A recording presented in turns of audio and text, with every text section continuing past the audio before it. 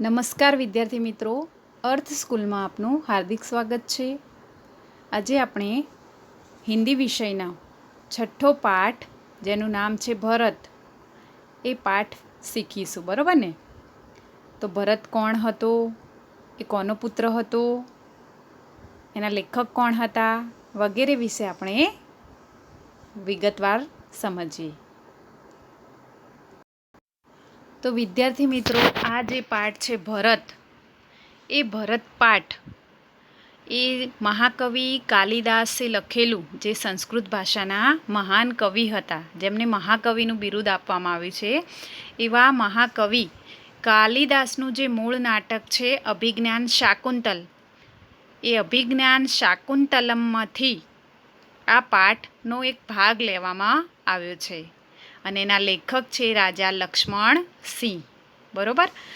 તો રાજા લક્ષ્મણ સિંહ, એમનો જન્મ આગ્રામાં થયો હતો.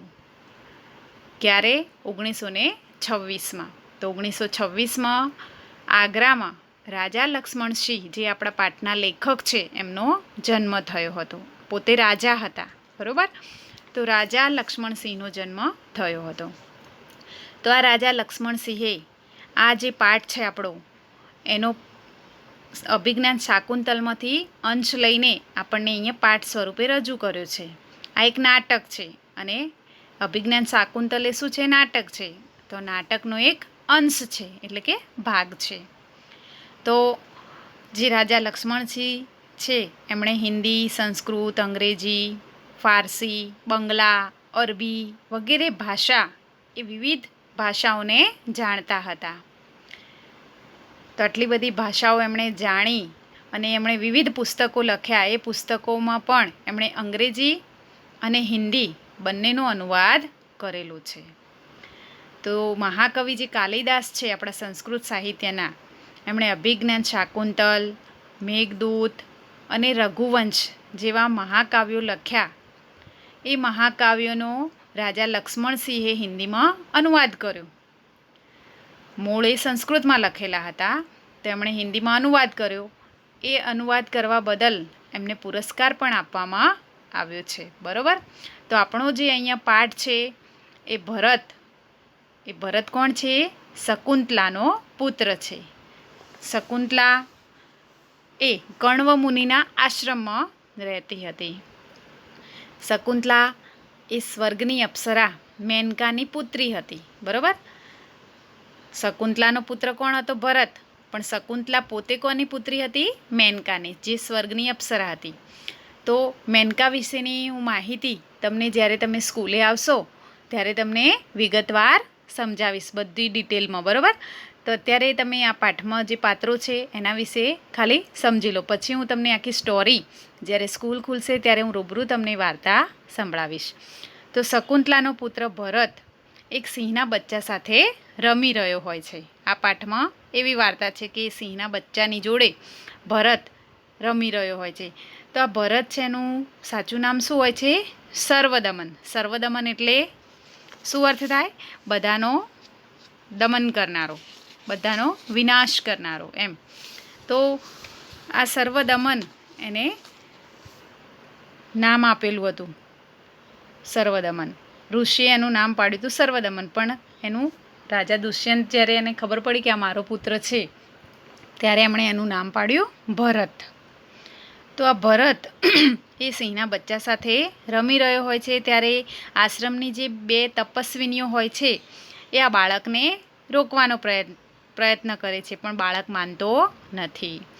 રાજા દુષ્યંત ત્યાં જંગલમાં શિકાર કરવા માટે એકવાર આવ્યા હોય છે, ત્યારે એક ઝાડ પાછળ છુપાઈને આ બધું, આ જે મનોહર દ્રશ્ય છે એ બધું જોતા હોય છે છુપાઈને. તો અચાનક જ એમને આ બાળક પ્રત્યે એટલું બધું આકર્ષણ થઈ જાય છે કે પોતાની જાતને રોકી શકતા નથી અને ત્યાં નજીક જઈને જોવા લાગે છે. ત્યારે જે તપસ્વિનીઓ છે એ બાળકને મનાવતી હોય છે, છેવટે માનતું નથી. એટલે એ રાજા જે છે દુષ્યંત, એમને કહે છે કે તમે જ આને મનાવો, અમારી વાત માનતો નથી. એટલે તરત જ રાજા દુષ્યંતની વાત સાંભળી અને બાળક માની જાય છે. એટલે આના કારણે જે તપસ્વીનીઓ છે એમને પણ નવાઈ લાગે છે કે અમારી વાત માનતો નથી ને આ તમારી વાત કેવી રીતે તરત જ માની ગયો. તો આ રીતે આપણે આ પાઠમાં એને વાંચતા જઈશું અને એના શબ્દો અને એનો અર્થ સમજતા જઈશું. બરાબર? તો આપણે સ્ટાર્ટ કરીએ આપણો પાઠ, છઠ્ઠો પાઠ ભરત. બરાબર? તો વિદ્યાર્થી મિત્રો, આ છે આપણો છઠ્ઠો પાઠ ભરત. તો એમાં દ્રશ્ય ખુલે છે. બરાબર? કે સ્ટેજ ઉપર જ્યારે નાટક ભજવાય ત્યારે દ્રશ્ય એટલે કે પહેલું દ્રશ્ય આવે છે. उसमें एक बालक सिंह के बच्चे को घसीटते हुए लाता है और दो तपस्विनियाँ उसे रोकती हुई आती है. राजा दुष्यंत पेड़ की ओट से, ओट એટલે છુપાઈને, ઝાડની પાછળથી છુપાઈને એને જુએ છે. બરાબર? ઓટ સે ઉન્હેं દેખ રહે હૈ. તો હવે જે બાળક છે એ શું કહે છે સિંહને? અરે સિંહ, તું अपना मुंह खोल, मैं तेरे दांत गिनूंगा. કે અરે સિંહ, તું તારું મોઢું ખોલ, હું તારા દાંત ગણીશ. તો હવે તપસ્વીનીમાંથી જે પહેલી તપસ્વીની છે શું કહે છે? એ હઠીલે બાલક, તું वन के इन पशुओं को क्यों सताता है? બરોબર? તો પહેલી જે તપસ્વીની છે એણે શું કહ્યું કે હે હઠીલા એટલે કે એ જિદ્દી બાળક, તું આ વનના પશુઓને કેમ હેરાન કરે છે? સતાના એટલે હેરાન કરના. બરોબર? हम तो इन पशुओं को बाल बच्चों के समान रखती है. શું કહે છે તપસ્વીની? કે અમે તો આ જે પશુઓ છે જંગલના, એ જંગલના પશુઓને અમે બાળકોની જેમ રાખીએ છીએ. तेरा साहस बढ़ता ही जाता है. तेरा नाम ऋषियों ने सर्वदमन रखा है, सो ठीक ही है. એટલે કે તારું જે સાહસ છે એટલે કે તારી હિંમત દિવસે ને દિવસે વધતી જઈ રહી છે. તારું જે નામ પાડ્યું છે ઋષિમુનિઓએ કે સર્વદમન, એ સાચું જ રાખ્યું છે. સર્વદમન એટલે કે તું બધાનો દમન કરનારો છે. તો આ રીતે પહેલી તપસ્વીની એને બોલે છે.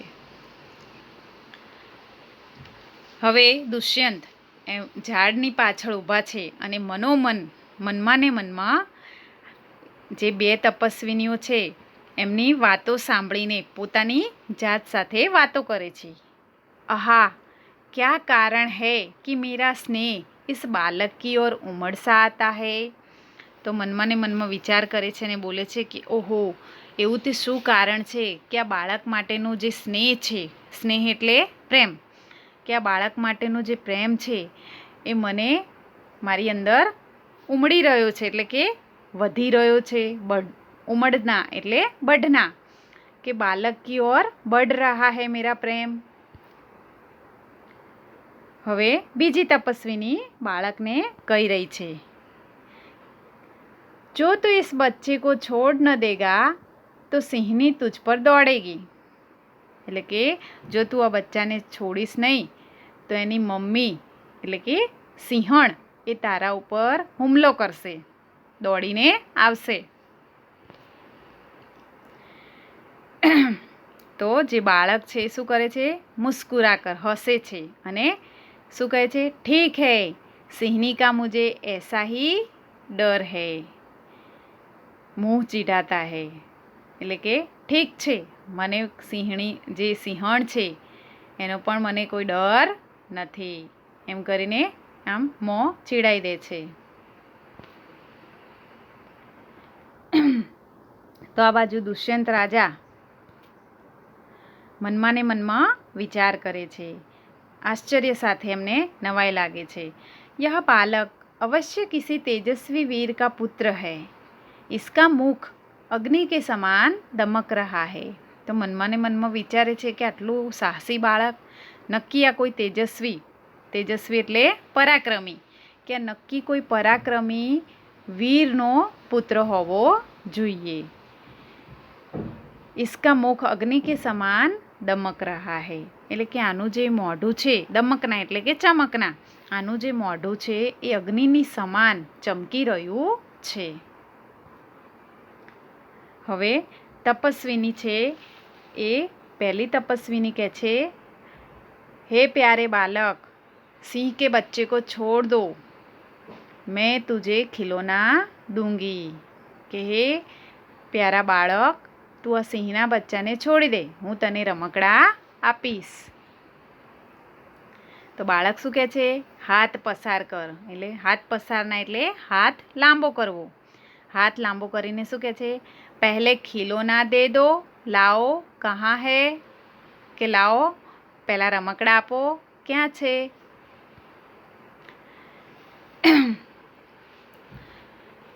તો દુષ્યંત રાજા ઝાડની પાછળ ઊભા ઊભા પોતાની જાત સાથે વાતો કરે છે. દૂર સે હી બાલક કી હથેલી કો દેખકર, જ્યારે એને હાથ લાંબો કર્યો ત્યારે એ એની હથેળી જોઈને સ્વયં સે એટલે કે પોતાની જાતે જ વાતો કરે છે. આહા, इसके हाथ में चक्रवर्तियों के लक्षण है. એટલે કે ચક્રવર્તી એટલે સમુદ્ર તક કી પૃથ્વી કો જીતને વાલા સમ્રાટ. ચક્રવર્તી કોને કહેવાય? કે સમુદ્ર સુધીની પૃથ્વીને, આખી પૃથ્વીને જીતી લેનારો જે રાજા છે, સમ્રાટ છે, એને ચક્રવર્તી કહેવાય. તો એને હાથને જોઈને દુષ્યંત રાજા કહે છે કે ઓહો, આના હાથ તો ચક્રવર્તીઓના, અને હાથની જે હથેળી છે એમાં ચક્રવર્તી સમ્રાટના લક્ષણ દેખાય છે. ઉંગલીઓ પર કેસા અદ્ભુત જાલ હૈ. અને જે એની આંગળીઓ છે એની ઉપર કેવું અદ્ભુત જાળી દોરેલી છે. और हथेली की शोभा प्रातः कमल को भी लज्जित कर रही है.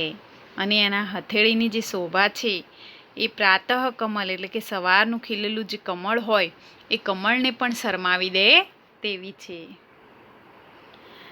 હવે બીજી જે તપસ્વીની એ પહેલી તપસ્વીનીને કહે છે. તો પહેલી તપસ્વીનીનું નામ શું છે? સુવ્રતા. બરોબર, પહેલી તપસ્વીનીનું નામ શું છે? सुव्रता. तो हे सखी सुव्रता, यह बातों से न मानेगा, जा मेरी कुटिया में ऋषि कुमार के खेलने के लिए मिट्टी का मोर रखा है, उसे ले आ. तो ये શું કહે છે કે હે સખી સુવ્રતા, આ છોકરો વાતોથી નહીં માને, જા તું મારી કુટિયા એટલે ઝૂંપડી, તું મારી ઝૂંપડીમાં જા અને મારી ઝૂંપડીમાં એક માટીનો મોર પડ્યો છે એ લાવીને આને આપ.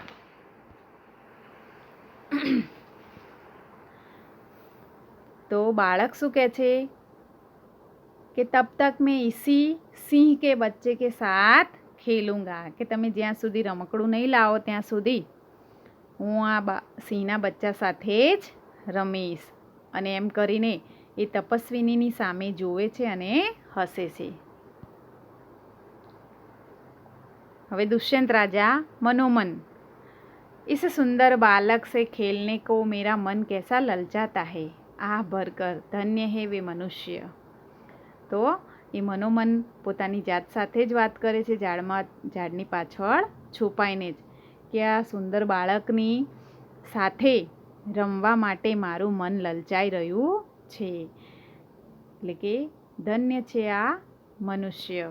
આ જે બાળકનો જે પિતા છે એ ખૂબ જ ધન્ય છે.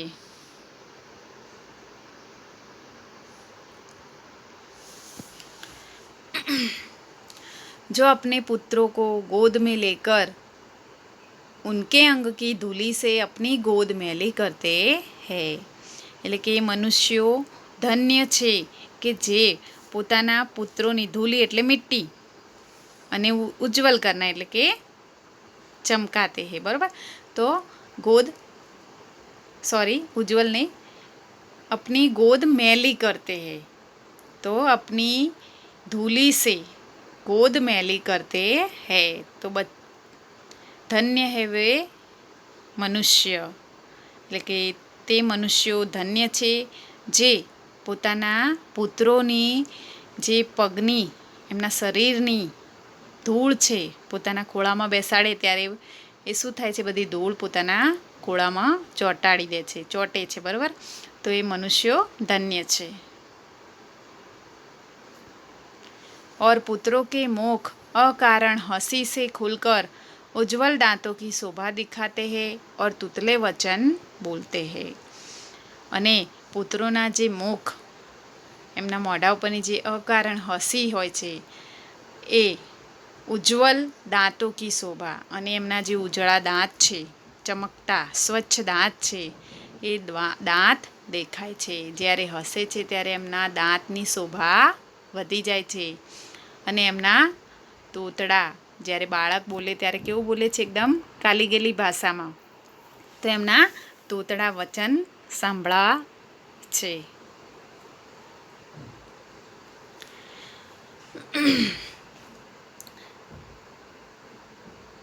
તો હવે બીજી તપસ્વીની આવે છે અને કહે છે, ક્यों रे ढीठ तू मेरी बात कान नहीं धरता, इधर उधर देख कर कोई ऋषि कुमार यहाँ है. તો એ આજુબાજુ જુએ છે અને કહે છે કે કેમ જિદ્દી, તું મારી વાત માનતો નથી. અને એટલી બીજા એ પોતે ઋષિકુમારોને બોલાવે છે, આજુબાજુમાં ઋષિકુમારોને મદદ માટે બોલાવે છે કે અહીંયા કોઈ ઋષિકુમાર છે.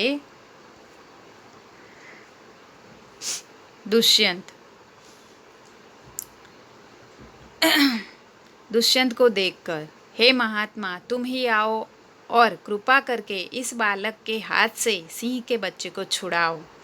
તો એટલી વારમાં એની નજર ઝાડની પાછળ ઊભેલા દુષ્યંતની ઉપર પડે છે અને કહે છે કે હે મહાત્મા, તમે અહીંયા આવો અને આ બાળકને, જે સિંહનું બચ્ચું છે, એને એના હાથમાંથી છોડાવો.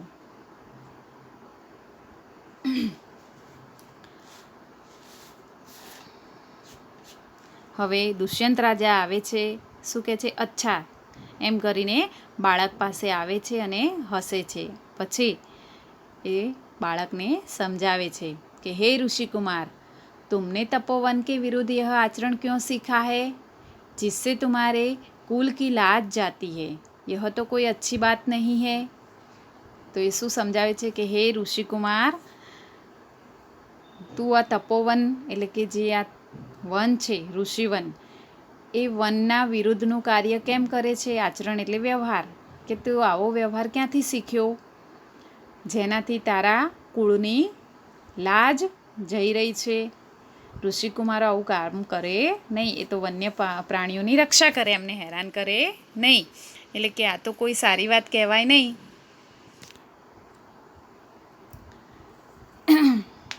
तो હવે बालक ने सिंह के बच्चे को छोड़ दिया.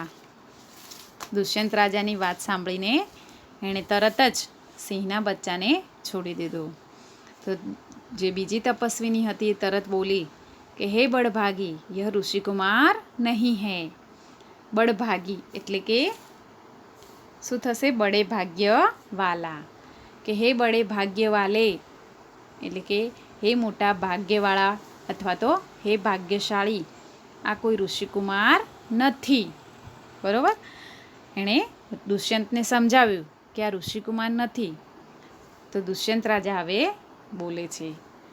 દુષ્યંત રાજા કહે છે કે સત્ય હૈ, ઉસકે કામ ही ऐसे साहस के है, यह ઋષિકુમાર નહીં જાન પડતા.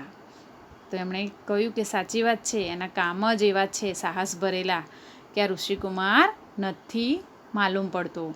परंतु मैंने तपोवन में वास देख इसे ऋषि पुत्र जाना था.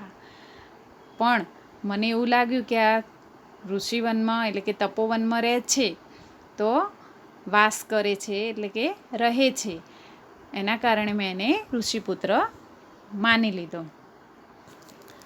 आहा, जब इसका हाथ छूने से मुझे इतना सुख हुआ है तो जिस बड़भागी का यह बेटा है उसे कितना हर्ष होता होगा. તો દુષ્યંત રાજા પોતાની જાતથી જ વાતો કરે છે, મનમાં જ શું કહે છે કે આ એનો હાથ પકડવાથી જ મને આટલો આનંદ મળ્યો, આટલું સુખ મળ્યું, તો આ જે ભાગ્યશાળીનો પુત્ર હશે એને કેટલો હર્ષ થતો હશે. તો હવે બીજી તપસ્વીની દોનો કી ઓર દેખ કર બંનેની સામે જોઈ રહે છે અને બડે અચંભે કી બાત હૈ. અને શું બોલે છે કે બહુ જ આશ્ચર્યની વાત છે. તો દુષ્યંત કહે છે, દુષ્યંત રાજા બોલે છે, તુમ્હે ક્યાં અચંબા હુઆ, કે તને કેમ આશ્ચર્ય થયું? તો બીજી તપસ્વીનીએ કહ્યું, इसलिए हुआ कि इस बालक की और तुम्हारी सूरत बहुत मिलती है और तुम्हें जाने बिना भी इसने तुम्हारी बात मान ली. એટલે કે મને નવાઈ એટલે લાગે છે કે આ બાળક અને તમારો જે ચહેરો છે, सूरत એટલે ચહેરો, તો इस बालक की सूरत और तुम्हारी सूरत એટલે કે આ બાળકનો ચહેરો અને તમારો ચહેરો એકદમ મળતો આવતો છે. અને આ તમને ઓળખતો નથી, છતાં પણ એણે તમારી વાત માની લીધી. એટલે કે મને ખૂબ જ આશ્ચર્ય લાગે છે.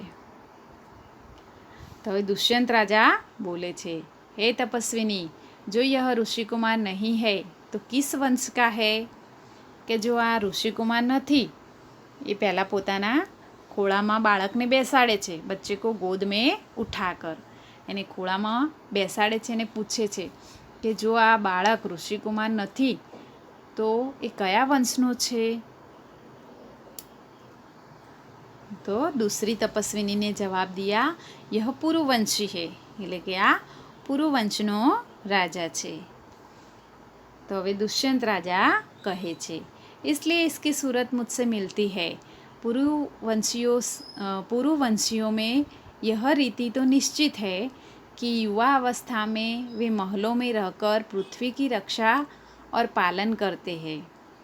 તો એ શું કહે છે દુષ્યંત રાજા, કે એટલે જ આનો જે ચહેરો છે બાળકનો એ મારાથી મળતો આવે છે, કારણ કે દુષ્યંત રાજા પોતે પણ પુરુવંશી હતા. એટલે કે જે પુરુરવા રાજા હતા એ પુરુરવા રાજાના વંશના, એટલે પુરુવંશી. તો એ પુરુવંશીની રીતિ એવી હતી કે યુવાવસ્થામાં એ મહેલમાં રહીને પૃથ્વીની રક્ષા કરે છે અને પાલન કરે છે. और वृद्धावस्था आने पर वन में जितेंद्रिय तपस्वियों के आश्रम में वृक्षों के नीचे कुटी बनाकर रहते हैं. અને જ્યારે વૃદ્ધ થઈ જાય ત્યારે તપસ્વીઓની જેમ આશ્રમમાં વૃક્ષ નીચે એક ઝૂંપડી બનાવીને રહે છે. देवता जैसी शक्ति वाला यह निडर और असाधारण बालक मनुष्य का पुत्र भला किस प्रकार होगा. એટલે કે આ બાળક દેવતા સમાન છે, એકદમ શક્તિશાળી અને નીડર, એકદમ અસાધારણ બાળક આ કોઈ મનુષ્યનો પુત્ર હોઈ જ ન શકે.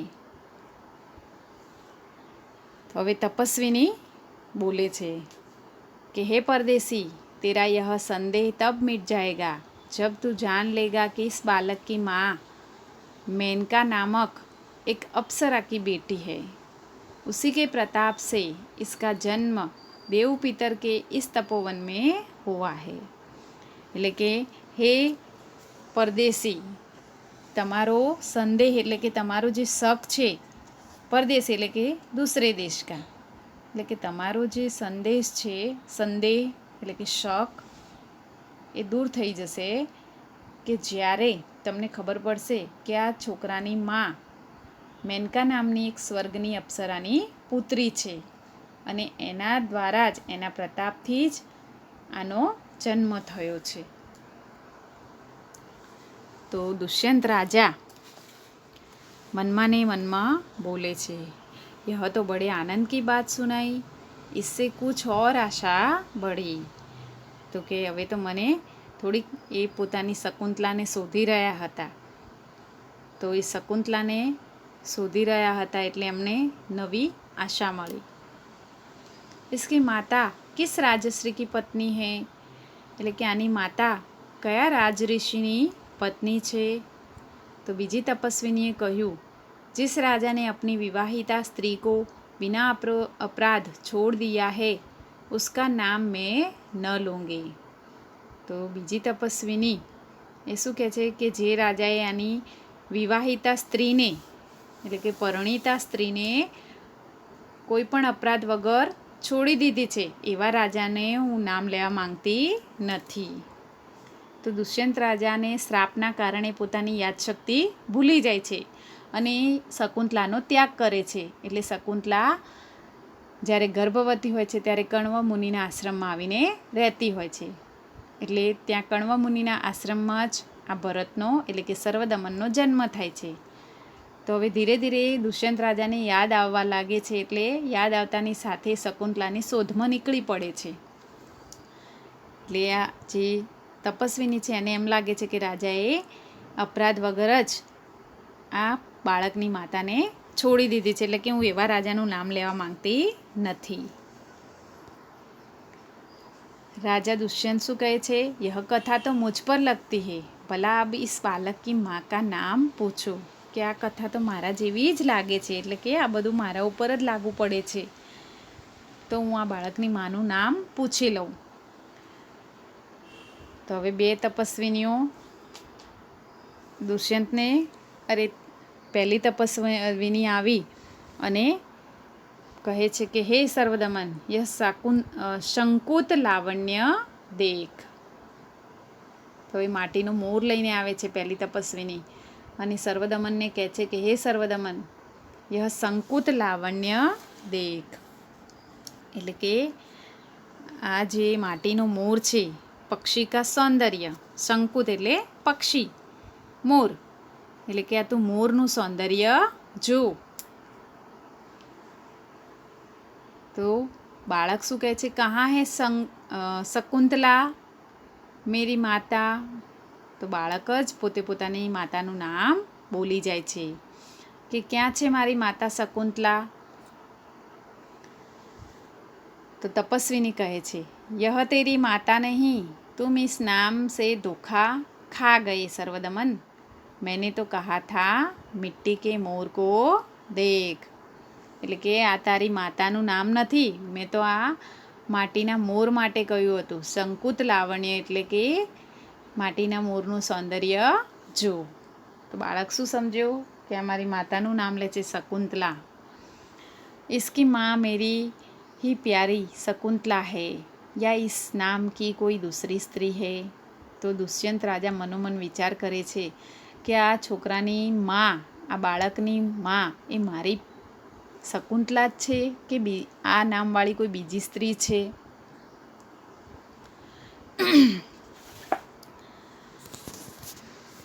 यह वृतांत मुझे ऐसे व्याकुल करता है जैसे मृग तृष्णा प्यासे हिरण को व्याकुल करती है. તો કે હવે આ જે રહસ્ય છે એ મને ખૂબ જ વ્યાકુળ કરી રહ્યું છે કે જલ્દી હવે મને શકુંતલાના દર્શન થાય. વૃતાંત એટલે વર્ણન, ઘટના, કે આ ઘટના હવે મને બહુ જ વ્યાકુળ કરી રહી છે. મૃગ તૃષ્ણા એટલે કે જો એકદમ તેજ ધૂપ ગરમી પડતી હોય અને રેતી, રણની જે રેતી હોય એ ચમકતી હોય અને એ ચમકતી રેતીમાં આપણને એવો ભાસ થાય કે આગળ પાણી છે, બરાબર. તો એ પાણીનો જે ભાસ કરાવતું હોય એને શું કહેવાય, મૃગ તૃષ્ણા. તે મૃગ તૃષ્ણાનો ભાસ એટલે કે જેમ હરણ તરસ્યું હોય અને એને એવું લાગે કે આગળ પાણી છે, એવું મને વ્યાકુળતા થઈ રહી છે. મુझे यह मोर बहुत अच्छा लगता है. તો બાળકે હવે મોર લઈ લીધો અને શું કહ્યું કે મને આ મોર ખૂબ જ સારો લાગી રહ્યો છે, મને મોર ગમ્યો છે એમ. તો હવે બીજી જે તપસ્વીની છે એ બોલે છે, ઓહ પાલક કી બાંહ સે રક્ષાબંધન કहाँ ગયા. તો એના હાથે રક્ષાબંધન એટલે કે રક્ષા માટેનો એક દોરો. તો એણે કહ્યું કે આ બાળકના હાથમાં જે રક્ષાબંધન હતું એ ક્યાં ગયું, એટલે કે એનો જે દોરો હતો એ ક્યાં ગયો.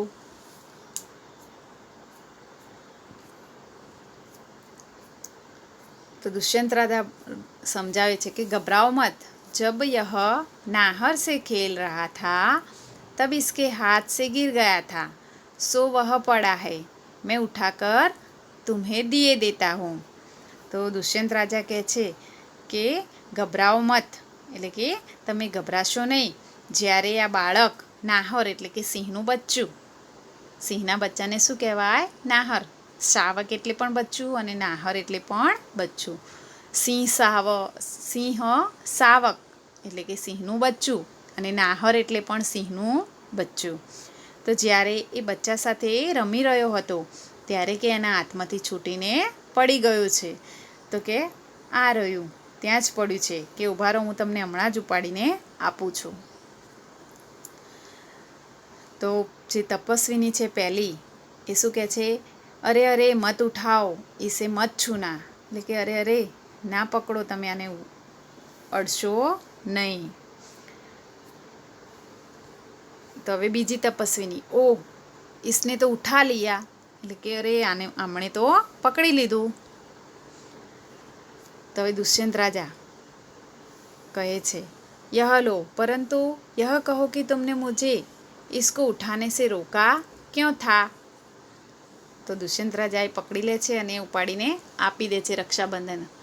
કે લો, પણ તમે મને આને લેતા કેમ રોક્યો, અટકાવ્યો કેમ? તો હવે તપસ્વીની કહે છે, इस रक्षाबंधन का नाम अपराजित है. એટલે કે આ જે રક્ષાબંધન છે, રક્ષા કરનારો જે દોરો છે એનું નામ अपराजित છે. એટલે કે જેને કોઈ હરાવી ન શકે તેવું. अपराजित है. जिस समय इस बालक का नामकरण हुआ था तब महात्मा मरीचि के पुत्र कश्यप ने यह धागा दिया था. એટલે કે આ જે દોરો છે એ મહાત્મા મરીચિના પુત્ર કશ્યપ ઋષિએ આ દોરો એને બાંધ્યો હતો. इसका गुण है कि कभी यह धरती पर गिर पड़े तो इस बालक के माता पिता को छोड़कर इसे कोई दूसरा न उठा सकेगा. અને આ દોરાનો એક ગુણ એ છે કે જો કદાચ આ દોરો છૂટીને ધરતી ઉપર પડી જશે તો એને એના માતા પિતા સિવાય બીજું કોઈ ઉપાડી શકશે નહીં. ઓર જો કોઈ ઉઠા લે તો ક્યાં હો? દુષ્યંત રાજાને પ્રશ્ન થયો એટલે એમણે પૂછ્યું તપસ્વીનીને કે જો કોઈ ઉપાડી લે તો શું થશે? તો यह तुरंत सांप बनकर उसे डसता है. તો તપસ્વીનીઓએ કહ્યું, પહેલી તપસ્વીની, કે જો એ ઉપાડી લે તો તરત જ એ સાપ બની જાય છે દોરો અને એને ડંખ મારે છે. તો દુષ્યંત રાજા કહે છે, तुमने कभी ऐसा होते देखा है? એટલે કે તમે ક્યારે આવું બનતા જોયું છે? तो अब मेरा मनोरथ पूरा हुआ, मैं क्यों ना आनंद मनाऊं. તો હવે દુષ્યંત રાજા પૂછ્યું કે તમે ક્યારે આવું થતા જોયું છે કે સાપ બની ગયો હોય? તો તપસ્વીનીએ કહ્યું કે હા, ઘણી વાર, અનેક વાર.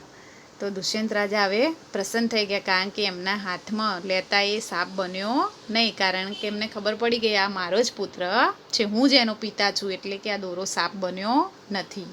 એટલે મનોમન ખૂબ જ પ્રસન્ન થાય છે અને બોલે છે કે હવે મારો મનોરથ પૂર્ણ થયો, મારા જે મનની ઈચ્છા હતી એ પૂરી થઈ.